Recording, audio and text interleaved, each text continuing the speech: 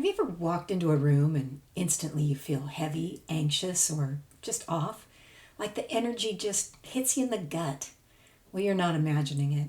In this episode, we're going to talk about how toxic people and places just affect your energy and how to protect yourself with practical tools that keep your aura clear, grounded, and strong. Because your energy, it's sacred. And you don't have to let anybody else's junk live in your body rent-free. Welcome to Dial Up Intuition, a podcast that invites you to awaken and expand your intuition. I'm your host, Kat Sanders. I was a radio and television broadcaster before a massive brain hemorrhage caused me to flatline. That life-changing event led to a beautiful near-death experience. And when I came back, I returned with some profound truths and the ability to connect with the other side. In this podcast, we'll explore these truths and learn how to strengthen your intuition and intuitive gifts. You'll hear conversations with remarkable intuitives who'll share how their gifts came alive, evolved, and became part of their daily lives. So whether you're just beginning your intuitive journey or you're ready to go deeper, this is your space to be inspired, guided, and reminded that your intuitive gift was always within you. So let's begin and dial up our intuition together. Cosmic energy. It's everywhere. It surrounds us, moves through us. It is us. And just like light, love, or sound, energy doesn't need words to be felt. You can walk into a room and immediately sense when something is off. You can pass a person on the street and feel the weight of their toxicity before they even speak. That's the energy they're radiating. And yeah, it's real. The unsettling part, that toxic energy doesn't just stay around them. It floats. It lingers. And if your energetic field is open or vulnerable, it can drift right into your space, just like catching a cold from someone's sneeze, but on an energetic level. And sometimes it can be just as harmful, and maybe even more. Because while we can take medicine for a virus, energetic contamination sticks around unless we actively clear it. That's why awareness, protection, and spiritual hygiene are so important, especially for sensitive or intuitive souls. So the question is this: are you protected from that toxic energy, or will it float right onto your aura and into your body, affecting your attitude, relationships, and your health? Well, that's up to you. You do have a choice in the matter because protecting your space is totally your right. Don't let other people's junk energy live in your body rent-free. So let's talk about setting up your personal body armor and a system for toxic energy. First, you've got to really just get how powerful energy is, both positive and negative. Because if that doesn't fully click for you, the rest of this won't hit the same way. If you caught my 4th episode, the one all about energy, you'll remember I talked about the work of Japanese scientist Dr. Matsuro Emoto. Now, I'm not going to rehash that whole thing here, but seriously, if you missed it, or if it's fuzzy in your memory, you might just want to go back and listen to that episode. Or you can just Google Dr. Emoto water crystal study. That one is so powerful. In short, his research showed how thoughts, words, even music could physically alter the molecular structure of water. Positive energy made beautiful snowflake-like crystals, while negative energy, ugly, chaotic, broken ones. Now think about this. Our bodies are around 70% water. So every harsh word, every toxic thought, every moment of anger, it's not just bad vibes.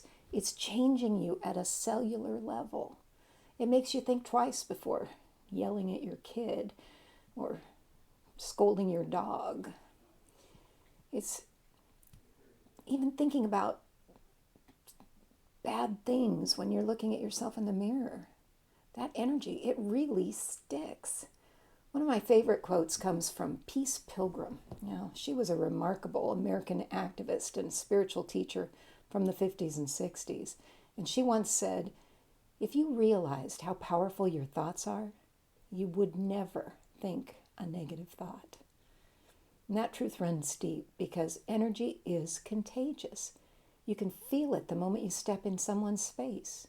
Now, whether you're around negative or toxic people, it's like the whole energy field contracts. Sometimes you can avoid that energy, but other times it's unavoidable. A coworker, someone at the line at the store, or even just a stranger passing by. Whenever possible, protect your peace. Keep your distance from those people that drag you down. And more importantly, seek out those who lift you up.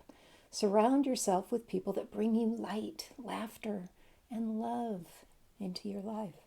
And then be that person for somebody else. Be the joy that you wish to attract. Be the light someone else might desperately need. Now, from what I've learned, a Reiki healer is trained to channel that positive healing energy from the universe. And then, through focused intention, send that energy into another person to help them heal. Now, I've experienced Reiki myself, and it is truly a beautiful, powerful practice. But here's the thing. You don't have to be a trained Reiki practitioner to send out positive energy. Every time you offer a loving thought, a smile, a kind word, or a hopeful prayer, you're creating a ripple of good energy. Now that intention moves through your own body, lifting your spirit and supporting your health. And then it flows outward into the world. So even simply thinking positively has a real effect. That energy radiates off of you and impacts the space around you, especially the people nearby. You know that feeling when you're around someone who's generally joyful. It's uplifting. It's contagious. But more than that, it's energy. You're soaking up that positive vibration, and it's one of the healthiest things you can do. Now just imagine if the world right now was filled with happy, positive people, instead of the cranky, negative people we seem to see so much of.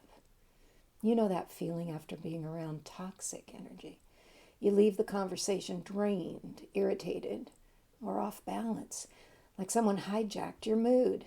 And that's not just in your head, it's physical. Your body goes into fight or flight mode. Blood pressure spikes. Breathing gets shallow. Adrenaline and cortisol flood your system. You might feel anxious, sweaty, even nauseous. But here's the real problem. Your response to their negativity can do just as much damage. You get frustrated, defensive, maybe even lash out. And now your own energy is caught in the same storm. And later the crash hits. Regret, guilt, sadness. Why did I react like that? Man, I should have stayed calm. And just like that, you're stuck in spin cycle, reliving the moment instead of releasing it. So we try to relax. Pick up our phones, head to social media. Oh, that's so helpful. Nextdoor, Facebook, any of those places where we can make comments. And what do we see? So many negative and nasty comments. Just today, I saw a post from a woman whose dog had gotten out and was missing. She was understandably heartbroken and asked her neighbors to keep an eye out. But then one bitter commenter chimed in, saying she had never lost a dog in her life and couldn't believe someone could be so irresponsible. Oof. My first reaction? The little Karen in me wanted to jump out and give this woman a piece of my mind. Come on, we all have a mini Karen inside of us now, don't we? I wanted to call her out for being so cold and judgmental towards someone who was clearly in pain. I mean, really, her dog was missing. It could happen to any of us. Dogs are kind of sneaky that way sometimes. But I caught myself. I took a breath. My temper was flaring, and it wasn't doing me any good. And honestly, it wasn't doing her any good either as I aimed my negativity directly at her. I had to remind myself, people who lash out like that, well, they're often hurting too. That kind of harshness usually comes from a place of insecurity and pain. So I took another deep breath, this time imagining light and love entering my body with the inhale, and anything negative releasing with the exhale. And just like that, I was centered again. And just like that, the little Karen in me tucked safely back into her little cage. And then I responded, not to the bitter comment, but to the woman who'd lost her pup. I let her know I'd be watching out for him. I'd take a look. I told her I was sending prayers for his safe return. And then, in private, I went a little deeper. I set an intention, a little prayer. Please let this sweet dog be safe and find his way home. Send comfort to his owner. And also, send healing to the woman who left that hurtful comment. Let her find peace and confidence she needs so she doesn't have to tear others down to feel seen. It wasn't snarky. It was real. I meant it. And in that moment, I forgave her for her comment. And I forgave myself for the flash of anger. And I let it all go. These social media posts can be so harmful to our psyche. We get wrapped up in the neighborhood HOA scandals, the political rhetoric, the messy family texts. As difficult as it is, try to rise above and limit your exposure.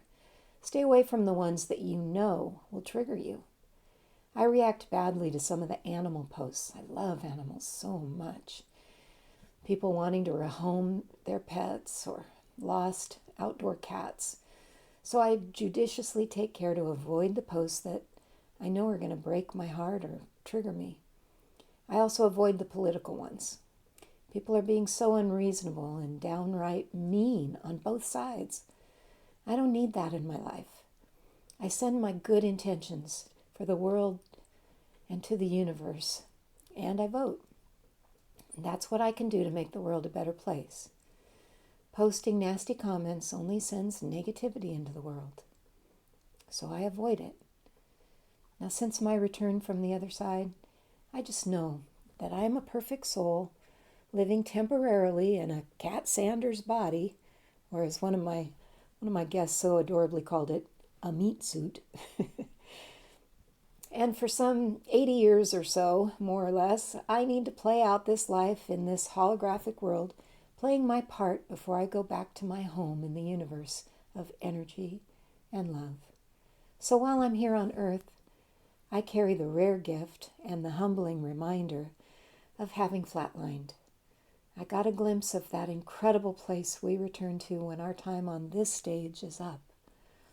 And let me tell you, it is beautiful. It's peaceful. It's home. Honestly, it's a shame that we forget that place when we're born. If we could just remember where we came from, how loved we are, and how connected we've always been, we would live so differently. Life would be a total love fest. We would walk around hugging strangers and crying at sunsets.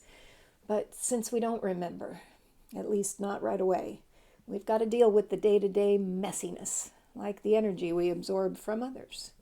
So how do we keep that high vibe connection alive when some negative Nelly storms past us in the grocery store, leaving a trail of bad vibes thicker than spilled molasses on aisle 7? Because seriously, we don't need her rancid residue messing with our chakras or hijacking our good day. The answer, it starts with awareness, boundaries, and the ability to protect ourselves so you don't soak up someone else's funk by default. But here's what we can do. Here is my simple 3-step process to put a spiritual shield of protection around you to strengthen your aura and block out these rays of negative energy. So here we go. Step number 1. Breathe in through your nose.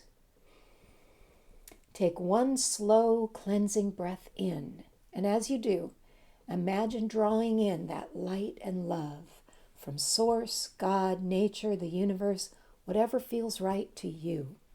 See that light pouring in over you like a glowing waterfall or cloak, and let it surround your entire body. Step number 2, exhale slowly through your mouth. Release anything negative. Feel that negativity exiting your body and feel the relief of that cleansing. And step number 3, now it's time to set your intention. This is powerful. Visualize your shield. Ask for strength to stay grounded in love and compassion. Again, breathe in through your nose. You're breathing in pure love and energy. Let that pure love swirl around. Feel the cloak pouring down like a waterfall over you of protection. Exhale through your mouth. Release anything negative. That breath that's coming out of you is just taking out anything negative. And as you're doing that, you're feeling the relief of that cleansing. And the third step, setting your intention. Visualize that shield, that cloak of protection all around your body, right around your aura, completely protecting you from anything negative coming in. You're strengthening your aura, taking away anything porous, completely covering it. You're asking for strength to stay grounded in love and compassion and to keep anything negative from entering into your body. It's a beautiful thing. No matter what comes at you, your shield is set, your body is clean, and you are protected. Now this can take just a moment, a couple of seconds. You don't have to chant or light sage in your office break room if you're at work. You just do it with a breath, a blink, a quiet shift in focus. I can do this with just a slow blink, a breath in, a breath out, and that visualization and intention. It's a very, very quick thing. You should do it often, just as it comes to your mind. Set something on your calendar if you need to remember to do this. It'll help you just stay protected from anything toxic or negative coming your way. You don't want to let other people's energy take up space in your body, and you have that right for your peace. And sometimes it isn't even a person that's sending that negative energy. Have you ever just walked into a space and you felt some kind of emotional residue? Something intense might have happened in that space before. And if you're an empath or a highly sensitive soul, these subtle energetic shifts hit hard. You might walk into a place feeling fine and walk out feeling anxious, drained, or completely out of sync and not even know why. Your energy is like a tuning fork. If that space is still echoing with stress, anger, or grief, you're going to feel it. And it can throw off your entire day if you're not grounded or aware of what's happening. I remember going out to breakfast with a friend. We were sitting at a Denny's restaurant having a great time, just chatting and having a great time. And all of a sudden, we looked at each other with wide open eyes. My friend said to me, "Did you feel that?" And all I could say back was, "You felt it too? What the hell was that?" And then we both looked around, and pretty much at the same time, we both said to each other in a whisper, "The server." And then this person started coming closer, and he turned around the corner and started walking down our aisle, and we grabbed hands and held tightly, and she turned and said to me, "Bubble of protection." And we both set an intention for this bubble, this shield to come over the both of us and protect us from this horrible negative energy that he was releasing out into his area around him. It was really, really kind of frightening. There was this evil exuding from this person walking past our table. Wow, we decided right then and there we were done eating. We grabbed our bill, got out of that restaurant as quickly as we could. I realized that someone with horrible negative energy walking past a medium and a paranormal investigator is kind of like a crazy person walking past a psychiatrist. They will be noticed. And boy, did we notice that person. I have never before and never since felt that kind of evil before. Wasn't like I could call the police and report him because I had no earthly evidence. But I will say I've never been back to that restaurant and never will. The images I saw in my head are not something I want to relive. So yes, we definitely need to protect ourselves from the negative and toxic people around us. You don't know who's walking by you. We don't need that kind of energy entering our bodies. So what if you didn't see it coming and that negative energy does slip in? Or what if you're dealing with someone that you can't avoid? A boss, a coworker, a family member who constantly criticizes or drains you. You can protect your energy as best you can, and that's incredibly powerful. But sometimes that stuff still gets in. And that's why energetic cleansing is just as important as protection. It's something you should be doing regularly. It's spiritual hygiene that you need to understand. When we're exposed to that negativity, it can cling to our aura, especially if we're feeling run down, overwhelmed, emotionally vulnerable. And sometimes that energy even takes shape as what we call attachments. Those sneaky little energetic hitchhikers that latch onto your field slowly drain your life force. If you heard my episode 5, we talked about these things. They're like energetic barnacles created or fed by negative emotion that's become extreme. They can affect you physically, emotionally, and spiritually.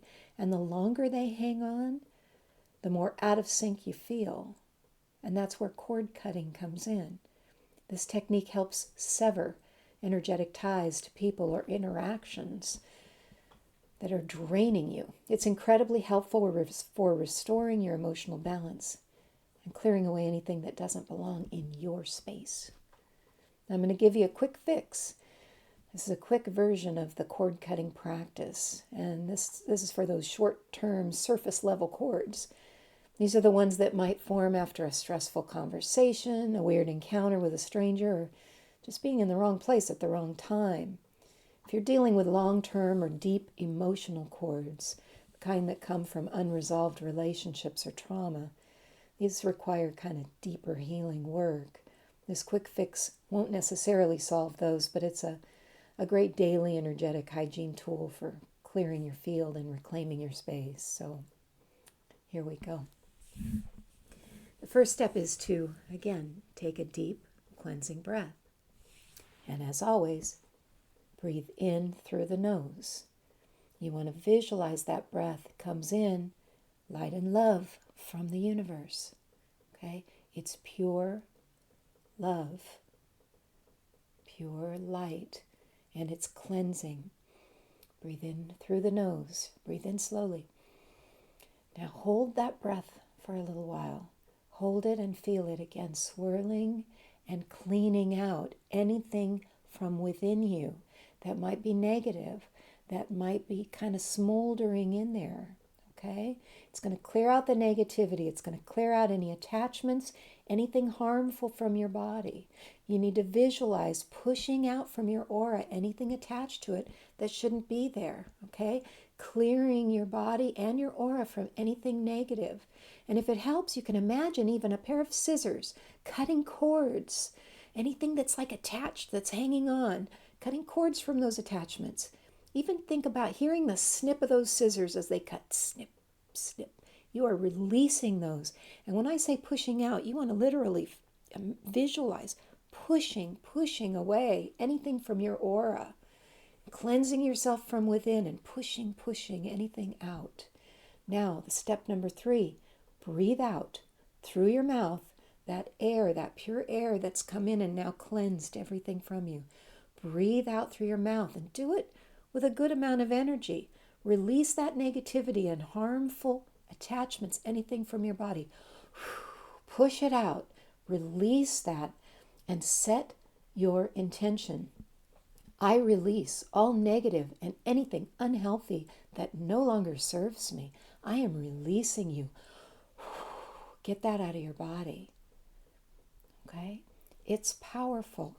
Intention works. You are made of energy. The universe is energy. Intentions work. Now do this step periodically before you begin the 3-step process of protection. You've got to protect yourself after you get everything out to make sure this stuff does not come back in. So once you do this cleansing and you're pushing out anything that's harmful to you, be sure and go back to the other 3-step process. Take another breath in. Imagine the protection, the light and love.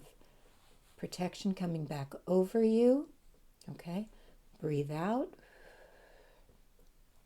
Get that layer of protection over you, and you've got to set your intention of protection that makes sure that nothing negative, nothing harmful, only good light and love is able to come to you, nothing negative.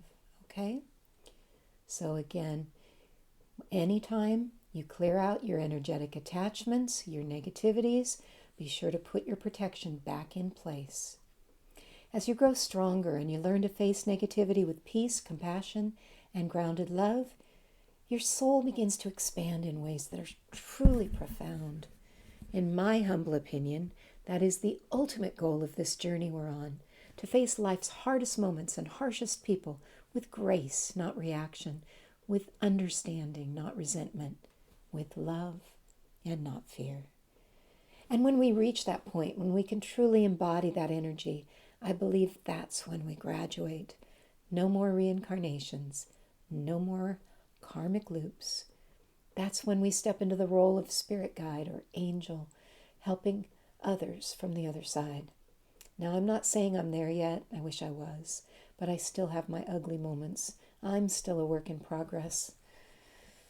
But I'm on the right path now, and I know the way, at least the way they've taught me to go. I don't pretend to have all the answers, but I trust that what I was shown to me in my near-death experience and through mediumship and psychic communications was meant to be shared. So I offer what I learned to you with sincerity, in the hope it brings light to your path as it has to mine. The rest, I suppose we'll all find out when we go home. So in the meantime, protect your energy, cleanse your aura and your body, release what's not yours and what's not beautiful, and spread love like it's your soul's job, because, and I think you know this, it is your soul's job.